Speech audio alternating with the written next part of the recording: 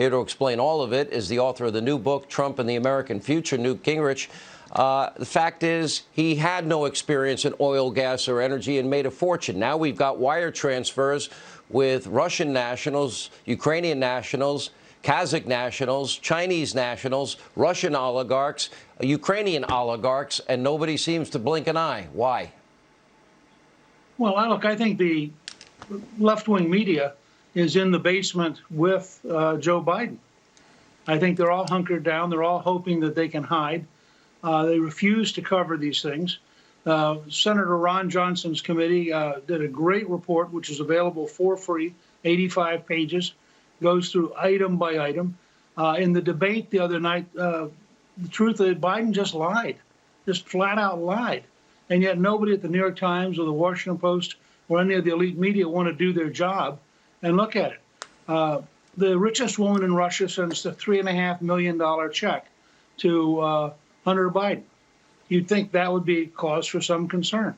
A Ukrainian oligarch sends huge amounts of money to Hunter Biden at about the time, by the way, that the Russians are also occupying Crimea. You think that would be a cause for concern. The Chinese apparently turned over $1 billion in investment money to Hunter Biden. Now, Hunter Biden had one qualification, his last name, Biden. If his name had been Hunter Jones, he wouldn't have gotten a penny. Yet the news media literally is in the tank. They're all in the basement with Joe Biden hiding and hoping nobody will notice that they're refusing to cover this. You have the same thing, frankly, in Arizona with Mark Kelly, who also has close relationship with the Chinese communist. And I think that it's truly fascinating because the Chinese communist, the dictatorship, has spent huge amounts of money on American campuses and a variety of other efforts. Recently, we just arrested a New York policeman who had been spying on Tibetans in New York for the dictatorship. So there's a tremendous effort underway to penetrate the United States. And I think, frankly, paying all that money to Hunter Biden is just part of that. It's a very dangerous question and raises real questions about what a Biden administration will be like, who'd be buying influence. And Joe Biden, either it's a clever political ploy or just because he's so out of touch with reality he doesn't know it. But, Sean, if your son or if my two daughters came home and said, hi, I just got $1 billion from China, probably we would have noticed it. Or if they came in and said, gosh, I got a $3.5 million check today from Moscow, they probably would have noticed it. But not Joe Biden and not the New York Times and not the Washington Post. It's an amazing story. So we're going to have a follow the money segment as the week unfolds here on all of these issues. We're 29 days out of this election. There's been no vetting of this candidate.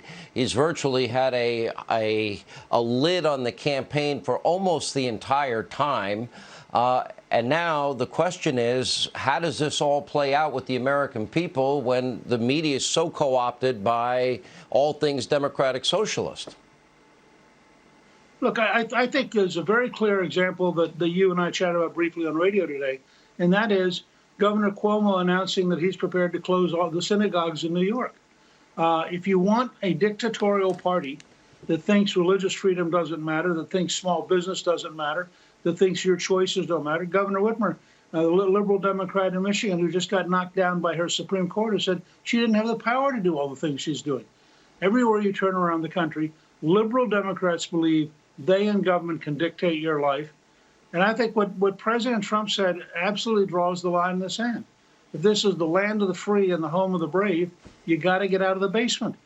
But if it's the land of the timid and the home of the fearful, then hiding in a basement is perfectly reasonable. This is a really big choice election.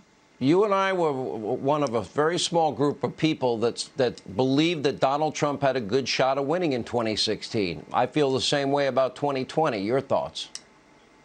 Well, I just got a nice note from Robert Cahaly at Trafalgar, which was the most accurate poll in 2018 and 2016.